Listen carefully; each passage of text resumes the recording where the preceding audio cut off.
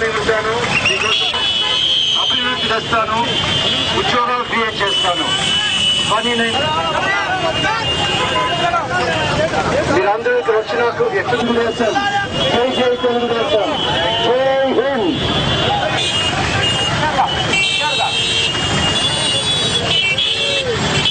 మా గుంటూరు విజయవాడ మధ్యలో సాధించి అనేక మందికి ఉద్యోగ అవకాశాలను కూడా కల్పిస్తారు. కాబట్టి మా రాజకీయ సామర్థ్యం పొందినటువంటి వ్యక్తులుగా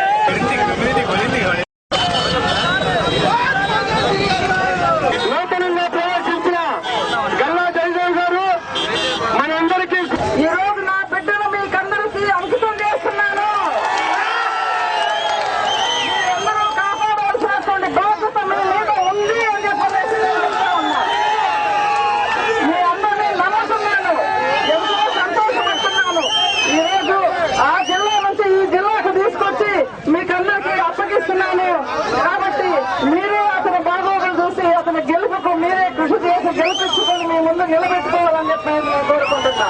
యువకులందరినీ కూడా ముందుకు తీసుకుపోవాలనేటువంటి ఉద్దేశం కలిగినటువంటి జయదేవు ఈ రోజు మీ ముందరికి రావడం, ఈ రోజు మీరందరూ కూడా ఆశీర్వదించడం, నా బిడ్డగా ఇక్కడ నేను వదిలిపెడితే నాకు భయం లేదు అని చెప్పి మీరు చెప్పడం జరిగింది.